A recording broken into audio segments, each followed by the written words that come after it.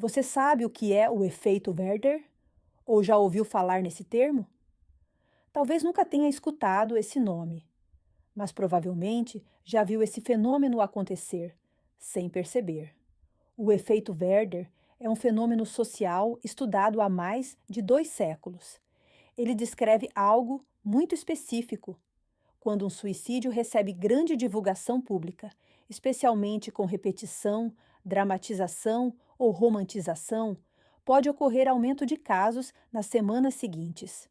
O nome vem de um romance publicado em 1774, Os Sofrimentos, do jovem Werther, de Johann Wolfgang von Goethe. No livro, Werther é um jovem sensível, apaixonado, emocionalmente intenso. Incapaz de lidar com um amor impossível, ele tira a própria vida. O romance virou um sucesso na Europa. Jovens começaram a se vestir como o personagem. Relatos da época indicam que alguns morreram de forma semelhante à descrita na obra, alguns encontrados com o livro ao lado do corpo. O personagem era fictício, mas o impacto foi real. Séculos depois, em 1974, o sociólogo David Phillips analisou dados nos Estados Unidos e percebeu algo preocupante. Após suicídios amplamente divulgados na mídia, havia aumento estatístico nas semanas seguintes. Desde então, pesquisas em vários países confirmaram. Narrativas moldam comportamento. Mas por quê?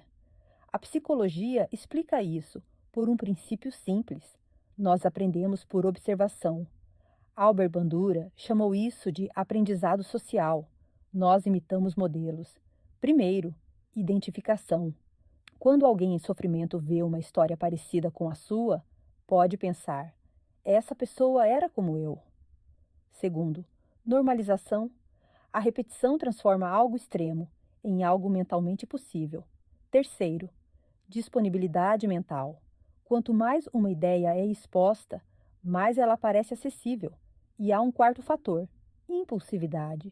Estudos mostram que muitas crises são intensas, mas temporárias. O impulso pode durar horas ou dias. Se nesse período a pessoa encontra reforço narrativo, o risco aumenta. Se encontra apoio, o risco diminui. E aqui entra o oposto do efeito Werther, o efeito Papageno.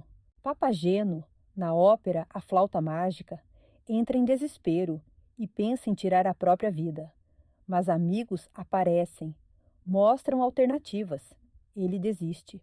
O efeito Papageno ocorre quando histórias públicas mostram superação, busca de ajuda, intervenção e reconstrução. E aqui está algo importante. O apóstolo Paulo escreveu: Sede meus imitadores, como eu sou de Cristo. A psicologia confirma hoje o que Paulo já entendia. Seres humanos imitam modelos, mas imitam o quê? Paulo não disse: imitem minha perfeição. Ele disse: imitem minha direção. Quem era Paulo? Um perseguidor, um homem violento, alguém transformado. A vida dele não foi linha reta, foi mudança. Ele passou de destruidor a construtor. Isso é Papageno. Não é esconder o passado, é mostrar que transformação é possível. Se é para imitar alguém, que imitemos quem está lutando para viver, não quem desistiu. Agora pense na floresta de Aokigahara. Ela não nasceu símbolo de morte. Tornou-se símbolo por repetição. Símbolos moldam imaginação coletiva, mas o Japão moderno respondeu com estrutura. Desde 2006, investiu em políticas públicas, campanhas educativas, linhas de apoio.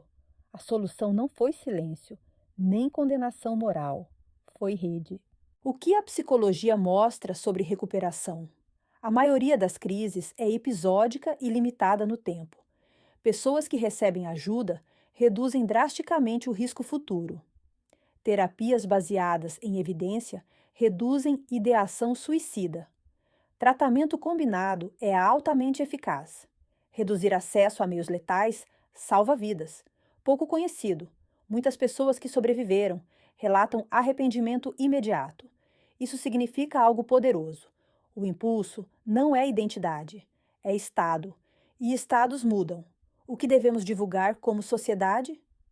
Que sofrimento mental é tratável, que pedir ajuda é coragem, que crises passam, que intervenção salva, que recuperação é processo, e o que evitar, detalhe K de método, romantização, espetáculo, culpa religiosa simplista, vergonha aumenta isolamento, isolamento aumenta risco, mas conexão reduz risco, escuta reduz risco, presença reduz risco. Perguntar diretamente: você está pensando em se machucar? Não aumenta risco. Pode abrir espaço para alívio. Intervenção funciona quando levamos a sério, não minimizamos, não moralizamos, acompanhamos até ajuda profissional. Narrativas responsáveis não escondem a dor, mas não transformam a morte em protagonista.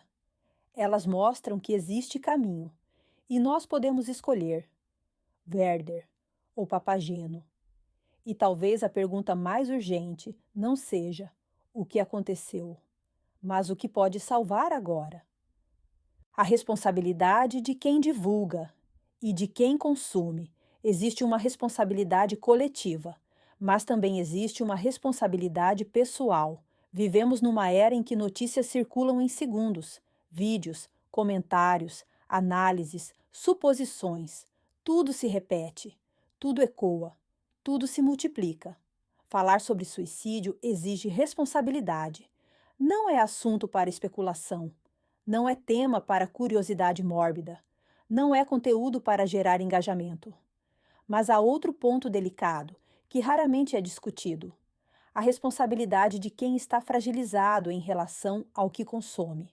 Quando alguém em sofrimento começa a acompanhar repetidamente notícias de suicídio, entrevistas, comentários, análises e comparações, algo pode acontecer silenciosamente. Identificação distorcida.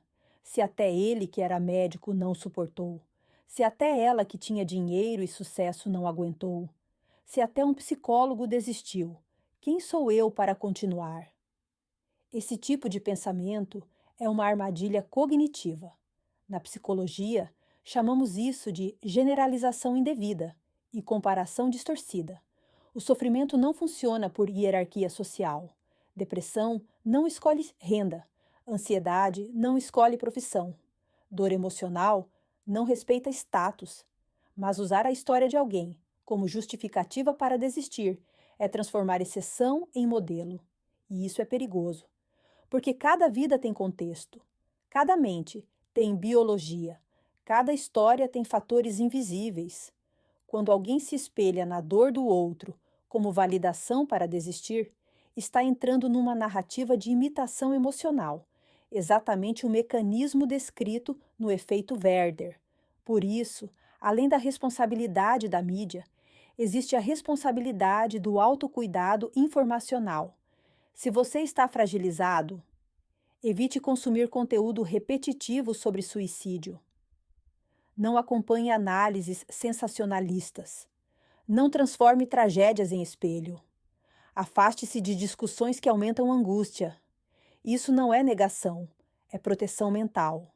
Assim como alguém com problema cardíaco evita excesso de estímulos físicos, alguém em sofrimento emocional precisa filtrar estímulos psicológicos. Não é fraqueza, é estratégia. O perigo da frase, se até ele, existe uma frase silenciosa que aumenta risco. Se até ele não aguentou. Mas essa frase carrega um erro invisível. Ela transforma dor em comparação e transforma comparação em permissão. A verdade é que não sabemos toda a história de ninguém. Não sabemos tratamentos tentados. Não sabemos diagnósticos completos. Não sabemos redes de apoio. Não sabemos impulsos momentâneos.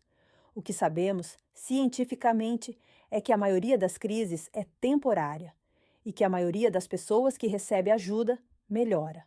Espelhar-se em quem desistiu é Werder. Espelhar-se em quem buscou ajuda é Papageno. Se for para imitar alguém, imite quem está lutando, imite quem está fazendo terapia, imite quem toma medicação corretamente, imite quem pede ajuda, mesmo com vergonha. Imite quem caiu e levantou. Na psicologia social, aprendemos por modelagem. Nós imitamos aquilo que vemos repetidamente. Então, escolha seus modelos com consciência. Não transforme tragédia em referência. Transforme perseverança em referência. A responsabilidade é compartilhada. Reduzir suicídio não depende só da mídia, nem só da política pública, nem só da fé. Depende de narrativa responsável, consumo consciente, estrutura de apoio, intervenção precoce, educação emocional, e depende também de algo simples e poderoso: interromper pensamentos distorcidos antes que virem decisão. Se você percebe que está começando a se comparar, a romantizar ou a justificar, pare. Isso é um sinal de alerta, não de destino.